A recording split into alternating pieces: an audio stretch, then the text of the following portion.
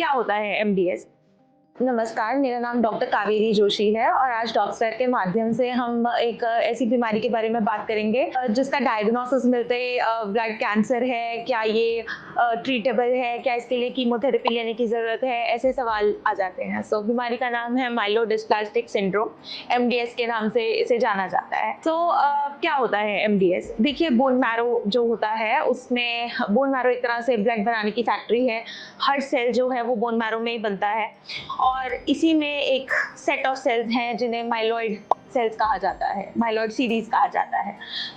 MDS यानी कि myelodysplastic syndrome, dysplasia यानी कि सेल्स जो हैं उनका स्ट्रक्चर या जेनेटिक लेवल पे उनमें खराबी आ जाना, और जो खराब तरह के सेल्स होते हैं वो बहुत देर तक बॉडी में सर्वाइव नहीं कर सकते हैं।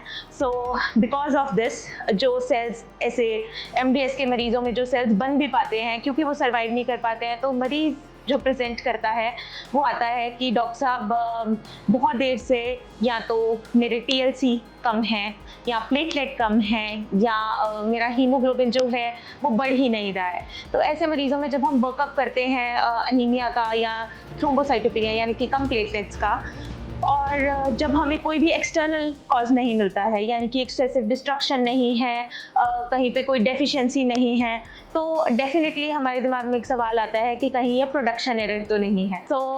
उस केस में फिर हम बोन मैरो एडवाइस करते हैं और बोन मैरो के माध्यम से हमें आइडिया लगता है कि ये बीमारी जो है ये माइलोडिस्प्लास्टिक सिंड्रोम यानी कि एमडीएस की हो सकती है। तो एमडीएस जो है वो कैसे प्रेजेंट करेगा? देखिए, एमडीएस के लक्षण जो है वो ज़्यादातर ऐसे आते हैं कि या तो मरीज में अनीमिया हो गया, हीमोग्लोबिन कम था, उसके फीचर्स आ गए, थकान रहने लगी, या प्लेटलेट्स कम है पर और उसके कारण शरीर पे नील पड़ रहे हैं, थोड़ी ब्लीडिंग ज़्यादा हो रही है, या इंसिडेंटल फाइंडिंग कि रूटीन चेकअप करवाया था और सेल्स जो हैं वो कम है। ये लक्षण आ भी सकते हैं, नहीं भी आ सकते हैं, तो इंडोलेंट टाइप की बीमारी होती है। एमडीएस बेसिकली जो है, हम जब बाय डेफिनेशन इसको पढ़ते हैं, डेफिनेटली ब्लड कैंसर्स के फॉर्म में हम इसे पढ़ते ज़रूर हैं, लेकिन बाय डेफिनेशन अगर हम देखें तो कैंसर एक ऐसी बीमारी होती है जिसके ट्रीटमेंट में हमें कीमोथेरेपी की, रेडियोथेरेपी की ज़रूरत पड़ती है। मरीज़ सर्वाइवल जो है वो बहुत लंबा नहीं होता। एमडीएस इस तरह की बीमारी नहीं है।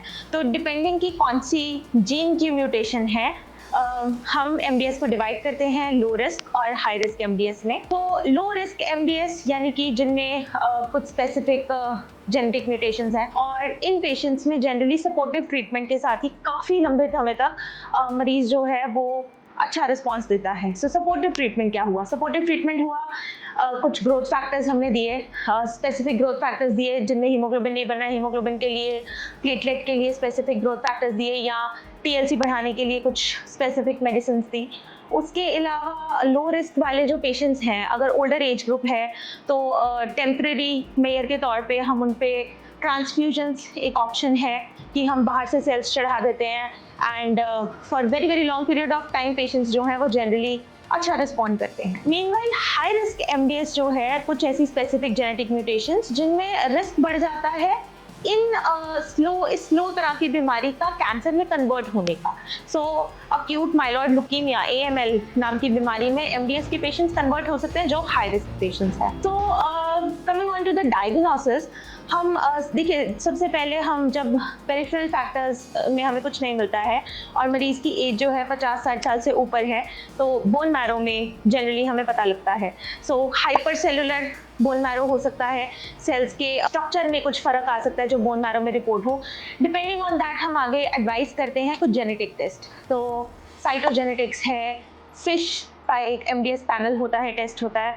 उसके अलावा माइलॉइड म्यूटेशन का न्यू जनरेशन सीक्वेंसिंग एक एडवांस टाइप का टेस्ट है। तो ये सब टेस्टों से हमारा डायग्नोसिस है और क्लासिफिकेशन है कि लो रिस्क है या हाई रिस्क है, ये हम डिफाइन करते हैं। Coming to the treatment part, तो जैसे मैंने पहले बताया, लो रिस्क एमडीएस जो है उसका खाली सपोर्टिव ट्रीटमेंट चलता है। कंडीशन सिर्फ ये है कि मरीज को थोड़ा रेगुलर फॉलोअप पे रहना पड़ता है। रेगुलर इंटरवल्स पे अपने ब्लड इन्वेस्टिगेशंस करवाने पड़ते हैं और हेमेटोलॉजिस्ट के कांटेक्ट में रहना पड़ता है। एंड अगर किसी पेशेंट में हाई रिस्क एमडीएस भी है तो उसमें कुछ डिजीज मॉडिफाइंग एजेंट्स, कुछ ड्रग्स हमारे पास डेफिनेटली ऐसे अवेलेबल हैं जिनको दे के हम उसकी प्रोग्रेशन जो है AML में उसको रोक सकते हैं। उसके अलावा कुछ ऐसे डेफिनेटली पेशेंट्स रहते हैं जिनमें एमडीएस है, तो हम उनमें बोन मैरो ट्रांसप्लांट जो है वो एडवाइस करते हैं ताकि प्रोग्नोसिस बेटर रहे, सर्वाइवल बेटर रहे। सो एमडीएस का डायग्नोसिस सुन के ऑल्दो अगर आप उसके लिटरेचर में पढ़ेंगे तो उसे कैंसर्स की फॉर्म में, ब्लड डिसऑर्डर्स की फॉर्म में दिया गया है, but it is a very different type of disease जिसमें prognosis patient to patient vary करता है, डिपेंड करता है कौन सी म्यूटेशन है और